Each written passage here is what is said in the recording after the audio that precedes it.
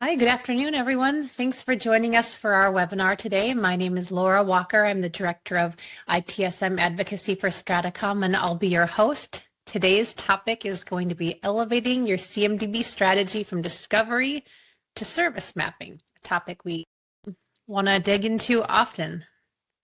All right, first technical problem, I'm not getting my slides to advance.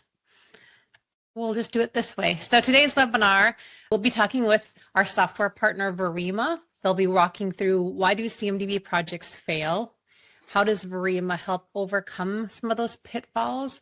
And we'll actually get into a demo and talking about Virima's features and benefits to see if this might be a solution that could help you with your CMDB strategy.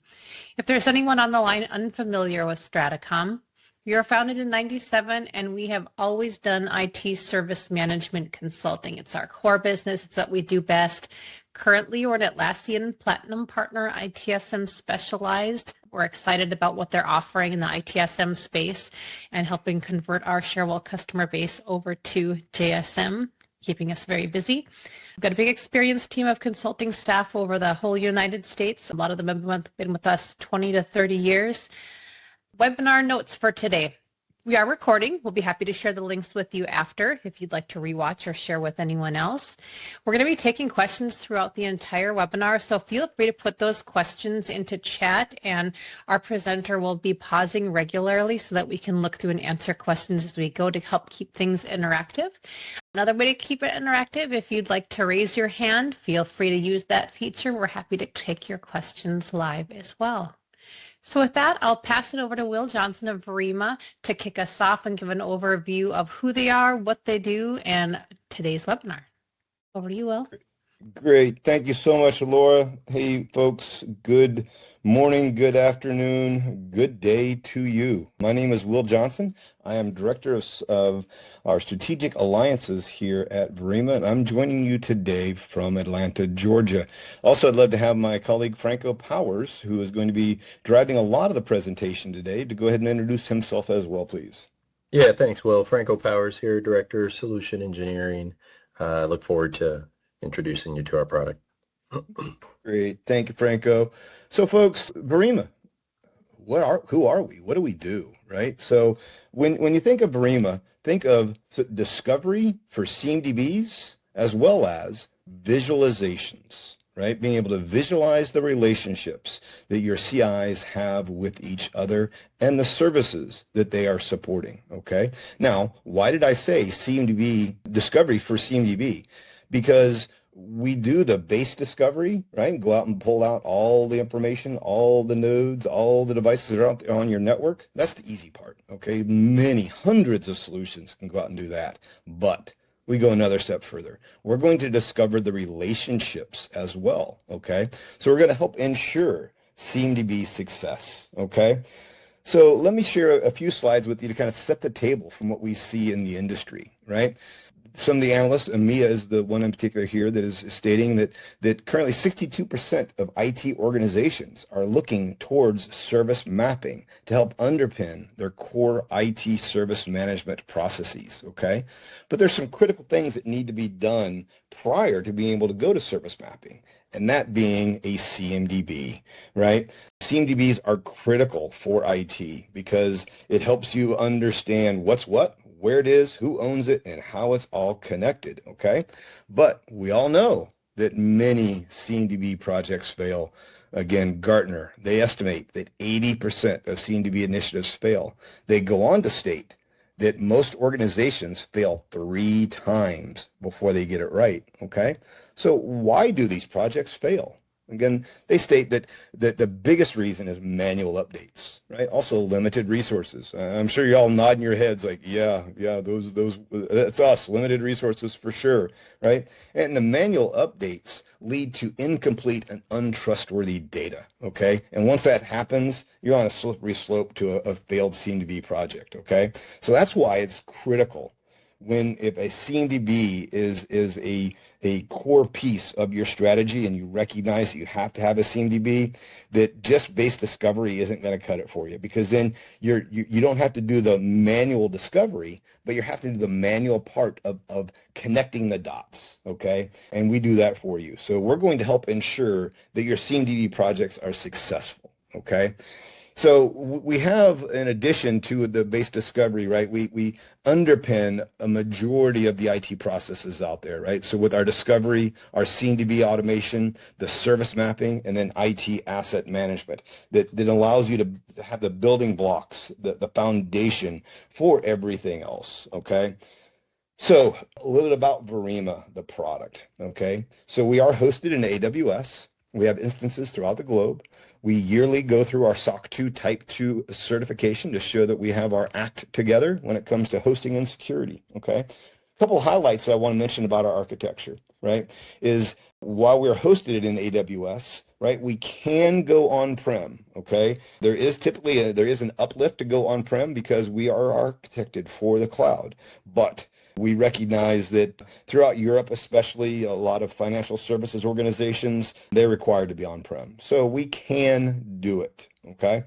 Also, key to note is that our product is multi-tenanted, okay? So one of our largest customers that we won at the end of the year, a ServiceNow customer, they actually have 10 different tenants for their different operating entities, okay? So they can manage each and every one of those organizations independently, but then have bubble up capability to see their entire corporate infrastructure, okay? So discovery is the next part, and that is critical. That is core to everything that we do, right? So we can do the hybrid discovery, so cloud, data center, on-prem, virtualized, right? Internet of Things, your edge devices, so on and so forth, okay?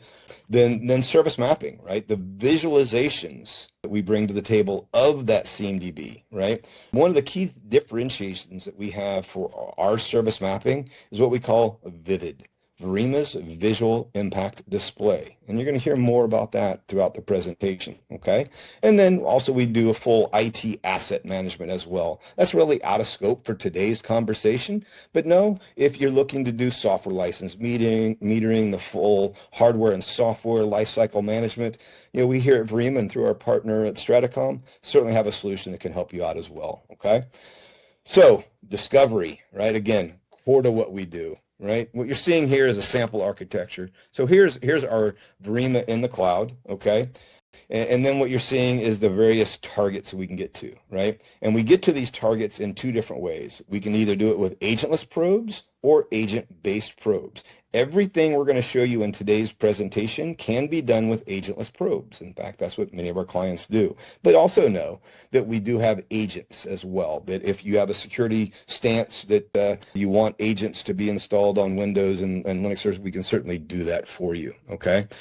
But what targets are we getting to, right? So we get to the edge, hypervisors, servers, databases, all the network gear, of course, your Windows devices as well as Mac. We're going to soon be having Mac devices as well.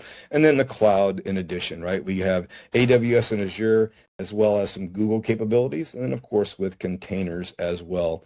You're seeing this box over here to the left, that's work from anywhere. That's again more of an ITAM discipline, if you will. But what that does is if you have employees that are not coming into the corporate network, we can install an agent on their devices, on their Windows or Mac devices, and then set up a reporting schedule where you're going to get its inventory, if you will, from those devices. So we have a solution for you there as well, okay? So what do we do with that data once it's been discovered, right? And also what are we collecting, right? So we're getting the IT asset and configuration inventory, the full change history of what's happened to that device, the relationships and dependencies, hardware components, the installed software, certificates, the processes and services, applications, cloud assets, websites, business services. It goes on and on, okay? But we pull that into our CMDB, okay? And this is really where the magic happens because, as I mentioned, not only are we discovering what's on the wire, but we're also helping you understand the relationships that those devices have with each other, okay? So, and this is also where our integration with our ITSM partner solutions come into play. And we have partnerships, or excuse me, integrations with ServiceNow, with Cherwell, with JSM, Atlassian's JSM, Avanti, as well as For Me. So we have many different integrations. And by the way, our integrations are two-way, okay? It's not just a one-way push, it is two-way. And that is important, and I'll be touching on that here in just a few minutes, okay? Also, what we do is we see that there's a marriage, if you will, to have a fully contextualized CMDB, right? Probes can only tell you what that machine is willing to tell you about itself, okay? So what we've done is we've come up with a process to automate the human intelligence gathering, okay? Because a good CMDB is going to be the marriage of that machine intelligence, the stuff that a probe can discover about a device, and then the human intelligence, okay? So what we've done is you can have these integrity check fields, right? As long with the mandatory fields that you need to have for your CI types, okay? And if you're missing some of those mandatory fields, you can nominate someone to be the expert, right? And then what the system would do is it would automatically reach out to, say, Franco and say, hey, Franco, I need these additional bits of details about this HP UX server, okay? So that's our attempt to bring some intelligence and automation to the gathering of human intelligence, okay? So let's move to really what we're known for, and that's our mapping. And everything we've talked about is the building blocks to these maps, okay? Because this is not a connect the dots exercise, okay? This is automatically done for you, okay? And you have 6 distinct different views that you can enjoy, right? You have application dependency mapping, business service mapping, infrastructure relationships, communication flows, network topology, and cloud relationships, okay? Now, look at these maps, okay? Now, I'm going to move forward, and I want you guys to see a unique difference, because this is our base mapping that is available with any solution, even without an ITSM integration, okay? Now watch.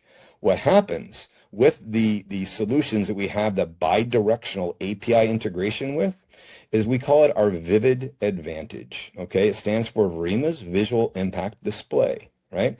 And what that's bringing to the table is it's overlaying some icons, right, on the maps, okay? Now, Frank is going to go into this in more detail, but I want to introduce you to it, okay?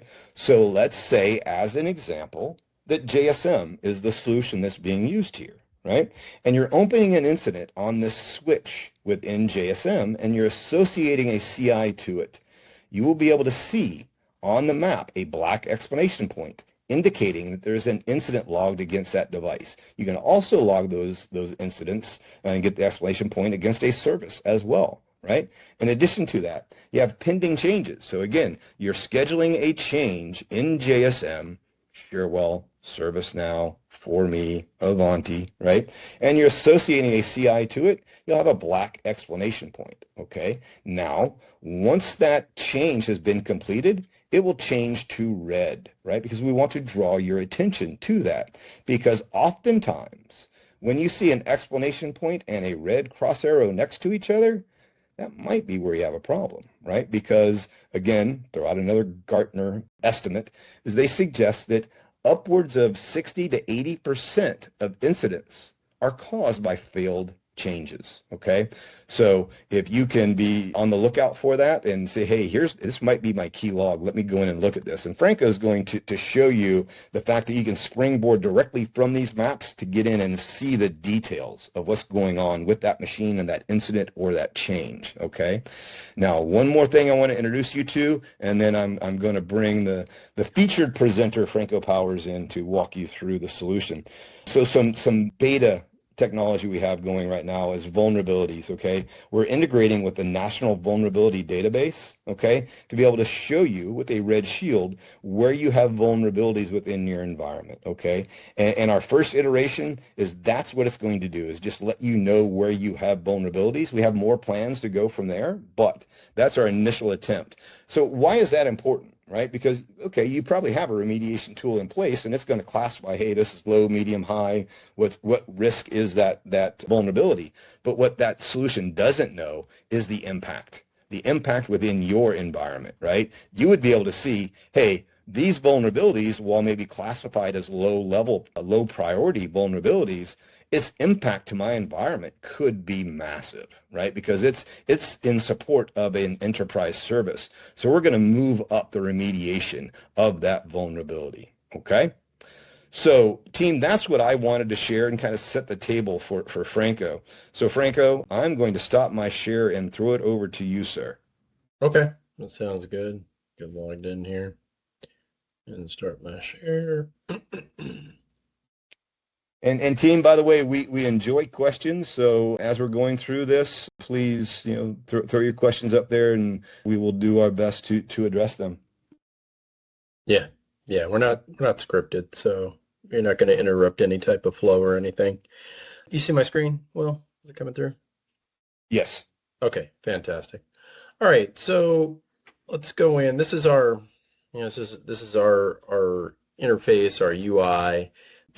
You're going to hear me say that we're verbose probably 20 billion times. And I say that with all sincerity because it's one of the things I like about our product is how you always know where you are, what you can do on a particular page just by clicking on that question mark, which is your wiki. It's going to take you right into the wiki. So this question mark is going to follow us around. So let's hop into the CMDB. Those are some of my favorite icons that I have dragged up there. And you're going to hang out in the CMDB if you're going to be ingesting some of this data, especially visually, and getting your visual feedback. So in the UI, I'm in the CMDB view. I have limited my columns to what I want to see, but if I want to go crazy and maybe add every single property for CPU, I could go nuts and add them if I wanted to. So let's hop into a server, a Windows server. Real quick, what do we get? What are we getting back? Before we even jump in those maps and go over the ITSM overlays, what in the world are we getting and what can we do with this data? So ICMP, ping, or an API connection are two of the more popular ways that we do discovery. The ICMP ping is agentless, so we have a machine going out with credentials doing a ping sweep. What comes back is port 135 open for this particular one, because this flavor is Windows, and if it is, then does the credential work, right? And then we get back this data from the actual probe. So a lot of machine intelligence, machine data that's coming back from those probes. But peppered in here, you also have a convergence of human data or human intelligence. So in this case, there is some lifecycle information in here. And maybe you want to expand on this lifecycle information, or you want to have a area here instead of migration details. And this is, somebody created this in the demo tenant. This is not out of the box, but you might want disaster recovery details. Maybe just, to have it in here because it's part of your discovery. Once you've discovered it, you're like, hey, I want to add some data inside this data set, and then I want to send it into JSM, for example. And I'm going to be using, obviously, JSM as our integration example. So when I go through here, I'll be showing you that. All right, this is no code. So when you are introducing your human data in here, your human intelligence, you are doing it via no code, either on in a bulk manner or by just clicking in here in the UI and basically cherry picking what exactly it is you want to add, if it's like one or two different values, properties with values. Scrolling through security group details, this is a good example to talk about what Will was talking about with the completeness of your CMDB. Getting to operational excellence, right? You are done, you have all of the data, but the last part is that Virima, an intelligent CMDB, you've created a constraint that says, unless these fields are complete, we are not a complete CMDB. And you could actually send alerts out to particular users who have answers to these questions in these fields and say, hey, you're the owner of the security group stuff. I would hope you have the architecture compliance value for SQL 11. And so they would get an alert, and you could suppress these if you want to, but you could also leave them open. And someone would come in and update this data. Maybe architecture compliance is a pass or fail value. and they would enter it, and boom, now it's complete. And so all of these inbox would go to 0 because nobody is bugging you anymore. On the left side, we have what I call the driver's license. So this is a quick view. What is it? It's a Windows box. Its confidence level is very low. This is something that we flex because no one else is doing this. This is where you are getting immediate feedback. Hey, I've set this to 45 days. If you get to that point, there's something going on, but 45 days, I've not seen this. So I went from very high to very low. So that's what that's telling me. If this is a desktop, a laptop, and it's Lenovo or Dell, we'll have our warranty information in here as well. You can see that we use tags. So you could leverage those as well. And we also have ownership. So Tom Sanchez is the owner of this, and this is really going to help when you're looking at the maps, when you think about collaboration. So let's go up to the top really quick. Components, log on events, all the way across ITSM, all the way to vulnerability. So if you are thinking about catching unauthorized changes, here is where you would go to look for those. So this would be a report that would be published on your dashboard, and you could sift through it to see, and let's just say this is a major event where you're actually spending cycles on this, and you want to look for an unauthorized change. You could actually go in here and see if there are changes that are of value, that are worthwhile, because obviously there's going to be changes with VMs, VM size, memory footprint, processor usage, and stuff like that. We pick those up as well, but you might find something like a lot of software was installed or uninstalled, and you'll catch that as well. So working our way back, vulnerability is something new. You'll see that inside the map as well. That's a new feature that we're rolling out for some customers, but eventually it'll be mainstream. Components, this is what's under the hood. So we're pulling back hard drives to IP connections and everything in between. So the MMC certificates, they're very popular. They expire, so folks are going to want to raise these and have them be socialized in a report. Windows updates, we're not stating that maybe you have another product that is catching your Windows updates and applying the patches, but you could leverage this space to at least do a sanity check on your existing product that is doing the Windows updates. Software instances and installed software for Windows, for Unix flavored boxes, this would say packages, and this will still say software instance. Why talk about this? Well, this is all of your software installed on every machine. We'll bring that back, but we're not going to pepper it in your CMDB.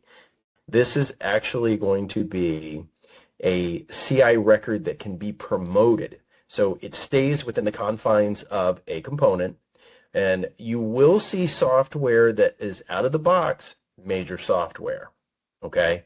But you might say, well, geez, we're missing Google Chrome. That's major software for us. Or, we're missing something in uncategorized. ATI display driver is major software.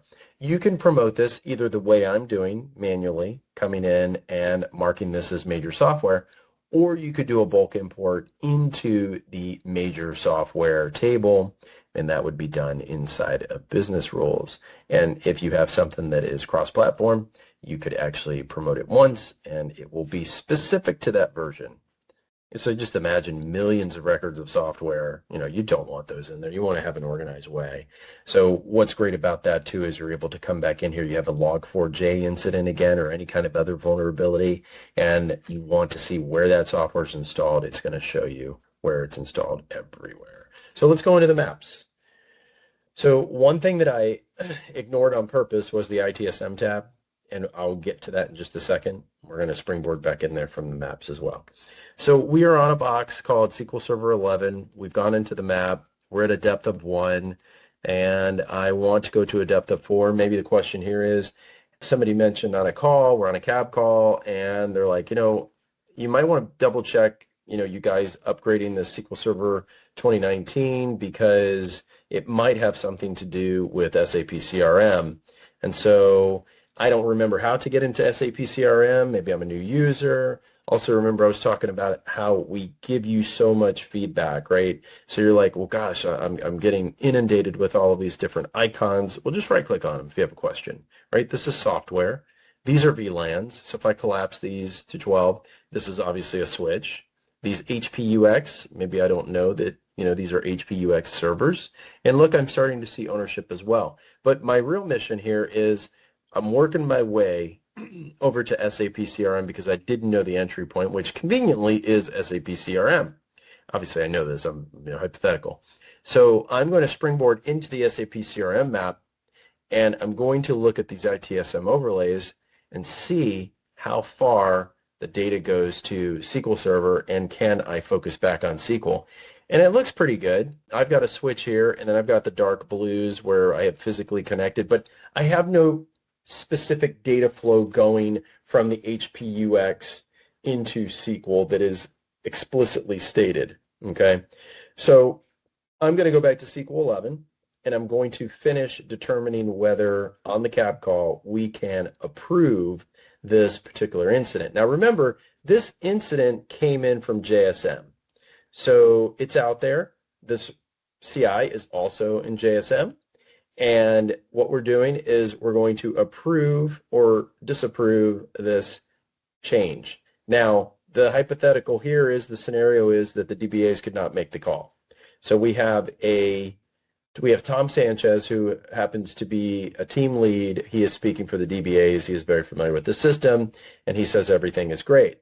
Well, we fast forward a few minutes on the call, and someone says, well, wait a minute, before you guys approve that, why don't you look at the application dependency mapping view? So what we're looking at here is we're looking at a single story with different perspective opportunities. How can I see this from a different angle? Can I change my lens but still see the same thing? Well, you're changing lenses here, and the ecosystem is still the same, but you're going to see different perspectives and different iterations of communication and relationships. So in this case, where we've defaulted to the Vivid Business Service Map, we're interested in an application dependency mapping view, easily called an intra-dependency, where software is talking to software. Well, this is a server, so it's grayed out. So I need to change my entry point. So I'm going to change it. I'm going to right-click, open the map, and now the ADM is available. So I'll hit that. I will change my depth to, let's just say like 3. And I then look here and see the first thing that draws my attention is Microsoft Exchange. Is there anybody on the call from Exchange? No, there isn't. Okay, great. We're not approving this until we know what this thing is doing. Excuse me. We know that they're probably antivirus definitions, but we're not going to make that determination. We're going to let them do that. And if you want to know what server this is writing on, remember, this is a different perspective, right? So springboard into the actual Exchange record, go over to the Vivid, and we will see, if we just zoom in just a hair here, what is this blue? It is physically, or I'm sorry, it's a very highlighted blue right here, runs on. So Exchange is running on this box. So, and who owns that? I do, apparently. All right, ITSM overlays. Let's do one quick thing, and then we're gonna bounce back in here and look at the communication, but let's make this relevant. So I'm looking at this incident. I'm in the ITSM overlay. I know that I've got incidents. I know that I have changes. What changed? Winterfell is having problems. I am inside JSM. So let's head over here. So if you are a customer of Virima and your integration is solely set up for Jira, that's all you're going to see. You're not going to see our other integrators here. So they will be gone. Even ours, our default. It's just going to say Jira. So let's go ahead and springboard into JSM real quick. So you're going to be working in here. So we don't want, your user experience to be disjointed in any way. Well, how do we accommodate you in that fashion? How do we keep you in JSM so that you can function and still be able to peek into Virima to see that data?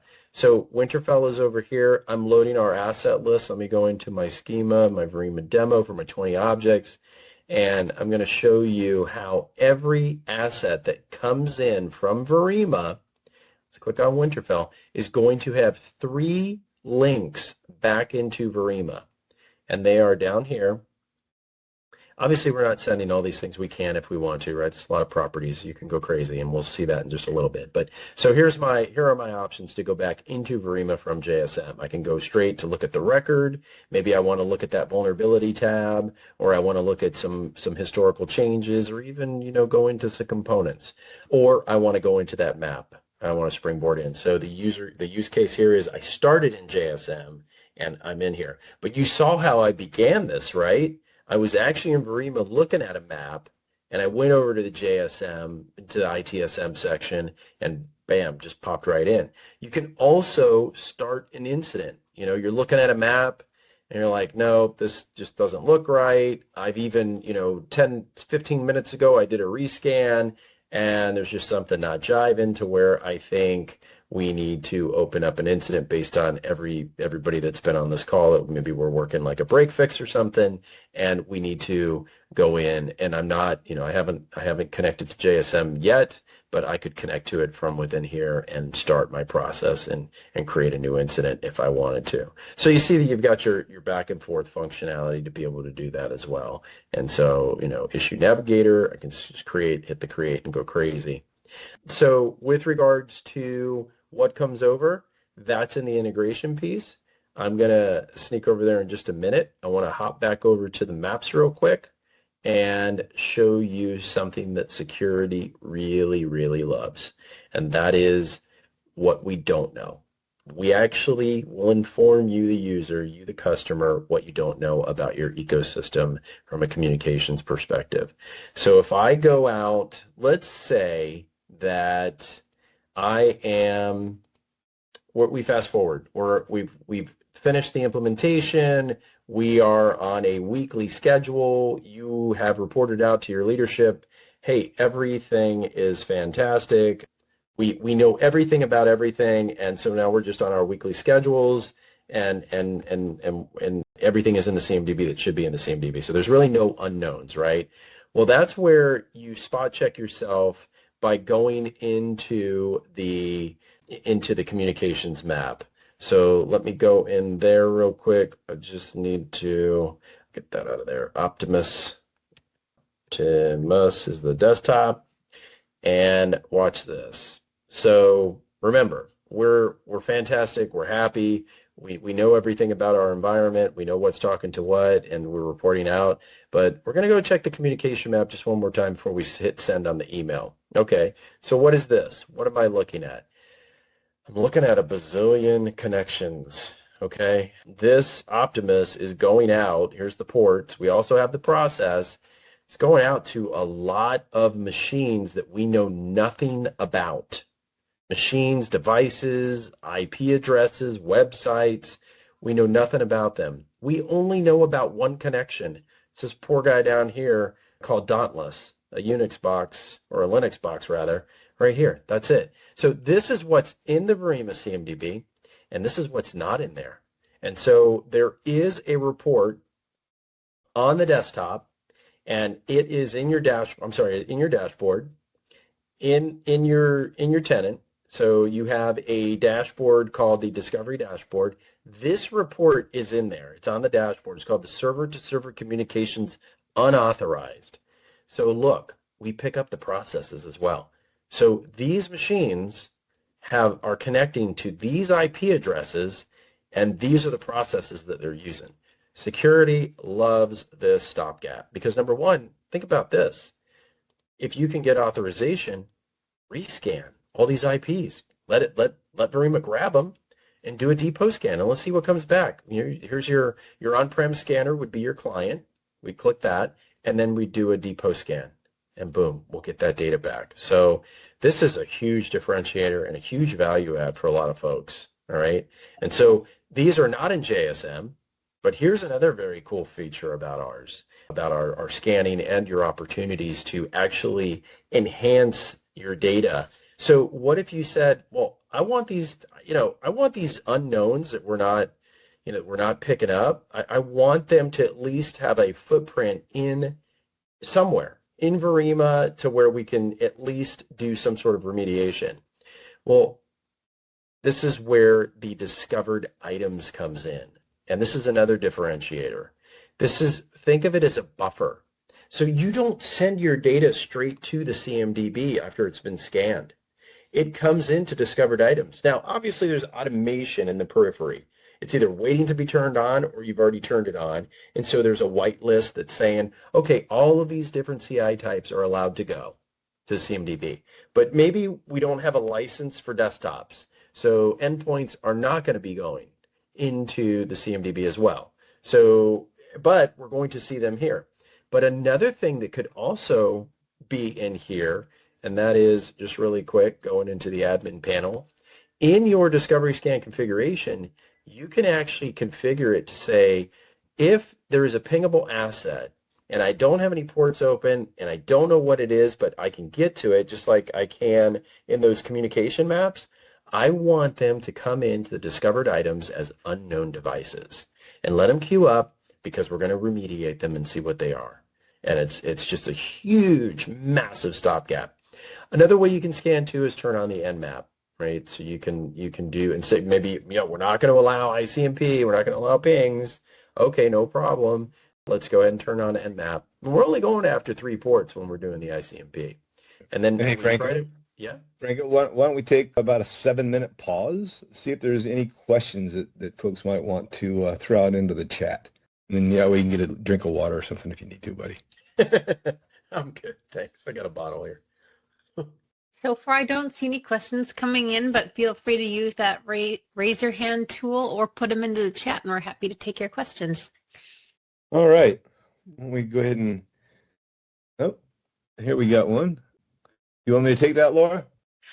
Sure. Go ahead. Yeah. So the question is, does Virima ITAM product address software entitlement and or provisioning?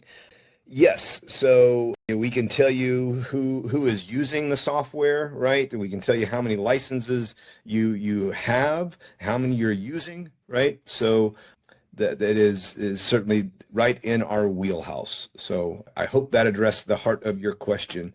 Franco, are you reading that question differently than I? No. Yep. Sounds good. Very good. Very good. Very good. And we can certainly, if there would be interest to do a presentation around the ITAM solution, we can certainly do so at a later date. Yep. That sounds good. All right. You're back on, Franco. Okay. Yes. So finishing up with discovered items. Think about a scenario where you have subnets that are 50% desktops and 50% servers, but you do not have a license for desktops. Some vendors are going to gate you and they're going to make you put in IP addresses. We don't do that just because we have discovered items. We have that buffer. So we encourage you, cast a wide net, because the only thing that's going to be going to the CMDB is what is whitelisted. So those hosts will come in and they'll go straight to the bit bucket. They'll get nuked. So they'll come out of here. All right. And this is also where you'll be able to appreciate your updates as well. Okay. All right, so let's go back into the talking about the integration and how easy it is to implement. It's really not hard at all. So what's the lift? So we've got Virima, we've got a JSM instance. What are we going to do? We're going to go into the admin panel. We'll go down to integration. You will only see Jira credentials and Jira asset mapping. So we'll click on the Jira credentials. You'll put your URL, your username, and password, hit next. What are you using it for? Select the 2 if it's both. And here we go. This is a huge value add. The folks at Jira, because we do a lot of demos with them now, they're just like, they love this. This is the best thing. Because a lot of customers, and maybe you're one of them, the wrapper is right next to JSM. You just unboxed it, and it does not have a schema. So the fact that you can just come in here and create the object schema and start syncing right away is phenomenal. Now you can obviously check all object schemas, and then you get all the object schemas in here. You can refresh as well. So in this case, we are syncing blueprints to Jira. We've selected our schema. We'll hit next. What project are we using for instance and changes? I'm obviously using this here. And same thing happens again, rinse and repeat for both incidents and changes. So I'm going to get the changes used by assets, and then I'd hit save. Once I hit save, a little green box comes up, says, hey, I'm loading all these cool maps in here. It doesn't say cool, but it says maps. And really, I mean, this is out of the box. We give you a good handful of properties out of the box. You can add to them, but just remember that you're sending this discovery data to Jira. So you don't want to have scope creep or go crazy and overload yourself. Okay. So yeah, so I mean, but if you do want to, I mean, just to show you, you just click add the property. I think status is already in here, but let's just do it again. Or I think I did delete it because I had to in order to do it. So there you go. I do my status. What about if you're the type of customer that says, hey, this doesn't jive at all, okay? And what doesn't jive? Well, I don't send Windows servers to child type Windows Server. If they're physicals, they go to server. Okay, so are you a VMware customer? Yes. So if you're a VMware customer, let's just, if you're Nutanix, whatever. What's your virtualization product? So manufacturer. Okay, so what I'm doing is I'm telling Virima, hey, I want you to send physical servers, and the only difference between a physical server and a virtual is that the manufacturer does not contain VMware, because all virtual machines in my environment as the customer have VMware. So here's what I just told it. So go grab it, grab the Windows servers where they do not contain VMware, those are physicals, and I want you to send them to the child type server. So you can add conditions to this and really get your data where you want. Obviously, you see that the properties reset when you change your child type and change the destination. So you would add those back in there. Okay. So very simple. So now you have your mapping. Okay. There are two ways to move the data. One is manually and the other is via automation. So in this case, I'm going to manually send something to a server. Let's see here. Morpheus 2, Morpheus 3. Is there a Morpheus 1? Let's see. Let's go over to the CMDB and we'll send a Windows server over to Jira just so you see how easy it is and how, again, verbose we are because we have a sync log. So the sync log, let's see, Morpheus 1. Okay, there's Morpheus. Okay, so let's send Morpheus. Let me just double check one more time. Nope, there is Morpheus would be right here under Helen. So I'm doing a manual. So I selected it. Now I go to select actions and I copy to Jira. Now the other way is via the automation. The automation would be running where when a server hits the CMDB, once it's moved, because automation is happening as well, where you could have it set up to say, as soon as my scans are done and if something hits the discovered items and it is in the whitelist, send it to the CMDB.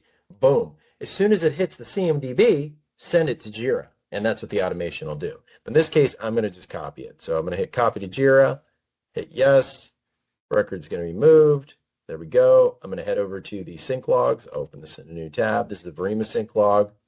All right, it's going to already be there. So I'm going to hit a refresh here even before I go into sync log. Go into sync logs, change it to Jira. Well, you would have Jira only. So completed, total copied, total triggered. And we saw that on the page before too. I went too fast. Triggered, copied. So come over here. Helen, where is Morpheus? Or Morpheus is down here. So there you go. Click on it. Let's scroll down. And I want to go look at the map, let's just say. And I bounce back in here. Oh, it's an EC2 instance. See here? Okay. It's a good segue into the EC2 stuff. Is there anything else? I mean, it's so straightforward. But if you have any question, I want to pause again. I have such a bad habit just rambling on. Any questions about JSM? I'm about to, leave it in the rearview mirror and head over to our cloud integration and what we get. Give you guys a minute. I don't see the chat, so just let me know if there's any questions. All right. I don't see anything in there yet. Okay, cool. So we'll head over to the cloud integration. Let me close this out. Get out of Jira. I'll leave that open. Okay, so today, Google Cloud is eventually going to happen. It's just we don't see a lot of demand for it. But right now, the primary cloud integration that we have are AWS and Azure. You can also import via API. Now, these are APIs that are being used to pull these in. You can also import your Meraki access points if you want your devices via this API as well. We also have the functionality to be able to import data files or data sets that you want. So if you said, you know what, I have a DoD customer, Department of Defense customer, or a government customer, and they're just not going to let us scan, but we want to at least manually introduce these assets into the CMDB and send them over to JSM as well. And we'd also like to create some really cool relationships, and we'll have to do that all manually. But you can actually bulk import that data, and then you can also bulk import those relationships as well. That's just one use case, okay? But let me just quickly show you AWS. So it's important to understand when we're talking about doing a cloud import, we are importing the resources. So that's what you see here. So if I select all of these are coming in, all these resources. Then what happens is I also, in tandem, I do a scan on the machines themselves. I do a dpost agentless scan. And this is the net result. So, but then a process runs, and that process is called the process cloud hierarchy. And this is the same thing for Azure, rinse and repeat. You're going to have, so you'll know what the VM is, and then you're also going to know the box that we scanned that is actually that EC2 or that Azure VM. And the process, just to show you really quick, there's many processes. Easy way to put it, it's our secret sauce. It's our patented algorithms, models, the AI squeeze that is occurring. And it is from process ADM, which is application dependency mapping, skip available patch report, that's pretty explanatory, and all of these others. All of this is all part of putting the glue together and creating these deep, rich, impactful maps, okay? So in this case, we are seeing that this is hosted up in AWS, and when we come back into VG Studio Max and say, oh, so it's part of this enterprise service, let me make a point here. Everything over here to the right of this VPC is machine intelligence. The machine did everything. A human didn't come in here and say, oh, let me add this adapter, let me add this, let me do that. No, I mean, because you could actually create, you can add relationships, and I'll talk about that in a sec, but they did add this. How many people in your institution or your company are going to know that 43 Charlie 8 Foxtrot 12 Alpha is the entry point for VG Studio Max? They're not. So someone came in here and said, well, I know what this is. A couple of other people know what it is, but most people are not going to. So we're going to cap this and create an enterprise service, and I know who the owner is. And they're going to, now folks are going to know, okay, VG Studio Max, when I go to it, this is my entry point into here. But you see, I worked my way backwards by coming into Morpheus and being able to see that as well. So I'm going to springboard in and just see what this looks like. So, wow. So yeah, so a lot of EC2 instances coming off of these private networks, right? So there they are. Here is our load balancers, and very cool. Oh, it's all the Morpheus stuff. Makes sense. Very cool. All right, so that is AWS. Azure is the same way. Something else I wanted to point out just really quick is VMware. If you're a VMware customer, vCenter is the same way as the cloud in the sense that it is using an API to bring the data in. So you will see your guests, but your guests are components. So they're little VMs that hang out off of here, but these are the actual meaningful data sets, the actual servers that were discovered via the dpost scan via agentless discovery. Okay, so you've got your vCenter, your data centers, your clusters, and then all of your ESXi hosts. And where you see a plus, that just means there's more. You saw me hit the plus and I hit the drop down. Okay, so this is important for one big reason. If you've got a lot of vMotioning going on, maybe you will be opening up changes on some ESXi host for a big migration, let's say. Maybe it's beyond a vMotion, where you're actually going to be migrating to another cluster, and you do want to open up a ticket here, and you would say, well, what is the impact if I go ahead and move, if Zen 12 is going to be moved, What is it part of? What is the affected business application view before they, send me over? It was nothing. There's no data here. It's just part of a help desk ecosystem. Very mundane. Well, that's very easy, very simple. So I wouldn't be worried about that one. Okay. All right. Another pause before I go into the dashboard, and we'll finish off there with the reporting functionality. Okay. No questions. I did get one question that just came in. Yep. Go for it. The question is, I can imagine my director asking why we would need Virima when an ITSM tool we have is supposed to be able to visualize CIs and their dependencies. What's the elevator pitch for selling upper management on the solution when they might think it would have just been a nice to have? Sure. So Franco, I'll take it, and then you can add color if you need to. So while many of these ITSM tools have mapping capabilities, it's a connect the dots. Okay.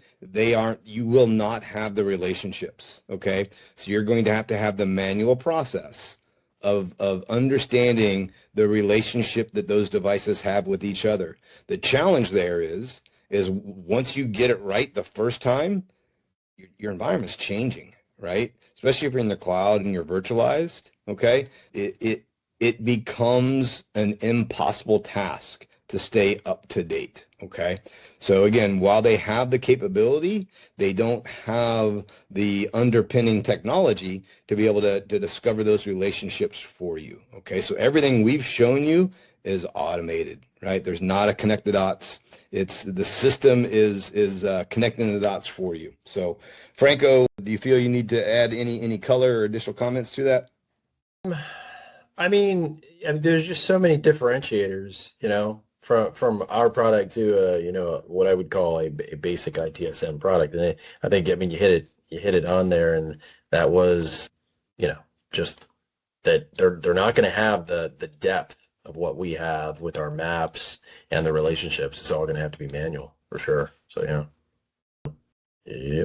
Yep. And again, and that's why CMDB projects fail, is if you don't have the technology there to support it, right? And it does come down to the fact of, I don't know anything about your organization. If you're, a couple hundred servers, then maybe you could do this manually, okay? And you don't have a lot of change and churn in your environment.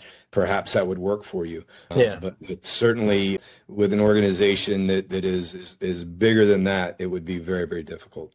I think if you take a screenshot of this and talk this slide to, with your executive, and this is where you start, what does Virima bring to the table? Well, we're going to have the automation, service mapping, discovery, and we even have an ITAM as well. But you are on your way, to operational efficiency based on what we have. Those products are not going to get you to operational efficiency where you can ask these questions. Cybersecurity is in the mix. Can you be as verbose as us and be able to talk to security and say, look, this is what we've got. This is what we're bringing to the table. Audit and compliance. Can your ITSM tool sit on, and this is a real case, a banking customer, okay? While in the middle of the audit, the auditor's like, well, I love these maps. These are great. This is an Avanti customer. It's on their website. It's a quote. But the auditor wanted some minutia, some verbiage to be different when the communication came into the mainframe. Had something to do with consumer lending. And so this person went on there, right-clicked, added the relationship, and there you go. They were done. They passed their audit. So like I said, this slide, if you put it back there, talk to this slide. We are crossing every street to get you to operational efficiency with our product, and we show you how we get there. Yep. All right. Well, it's 4 minutes. Okay, another question came in on that same note. Really, that's sort of a continuation. It's a great question too. So, how does the Virima solution compare to ServiceNow's new common services data model? Does Virima make it better? Or what did the world's leading ITSM miss that Virima is addressing? I'm not familiar with this common services data model, okay? I am familiar with ServiceNow's competitive solution, right? Their discovery, and then you add in their ITOM component that does the service mapping. And again, a very, very large organization that is a long-standing ServiceNow customer chose us over ServiceNow's own technology, okay? So, Franco, did you know what this? Yeah, Please. yeah. I mean, it's just their fancy way of calling like what we do. It's service mapping. It's taking your business, okay, the business part of it, and the CIs themselves. So, and creating the alignment. So yeah, I mean, they talk about, blueprinting it, but it's nothing different than what we do, except I guess the big difference is that, you're not going to have to hire an army of ServiceNow programmers to create service maps inside of Virima. I mean, I watched the video, a little while ago. Terminology was the big thing, right? Strategy, develop, planning, all this. RCA, I remember RCA being one too, and I'm like, this is exactly what we do, exactly. You're going to go in and what is my application and where is my entry point and how can I ingest all this data and understand it? So it's service reporting. I'm sure if you Google, I bet they're going to say something about service reporting, which is basically what we do with our service map. To address your second part, what did the world's leading ITSM miss that Virima is addressing? Well, it's the vivid, the overlays showing that heads-up display. ServiceNow can't do that. Right? Yeah. They don't do that. We do. We're the only provider that gives you that heads-up display so you can see what's going on within your environment. Yeah.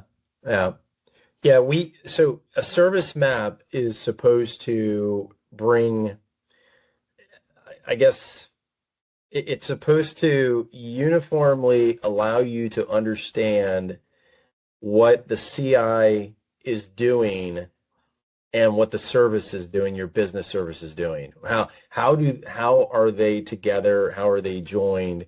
And again, I mean, it just comes back to what exactly it is. It's just another way of saying it's a service map. It is a service. It's payroll. It's CRM. It's, help desk. It's something that is inundated and supported by a bazillion CIs. And so, it's what we do. So we both do it. We're quicker and we're more efficient. And I speak as a former ServiceNow implementer. Many implementations. Yeah. And it has its place for sure. Yeah, and then we got one more question here, and then we are at the top of the hour. So the question is, what is the pricing based upon? Named licenses, concurrent licenses, asset count. So it is asset count. There is no user licensing, right? So there's two components that we would price. One is the server operating system. So we would need the total number of your physical, virtual, and cloud operating systems, okay? And then what else might you be looking to discover?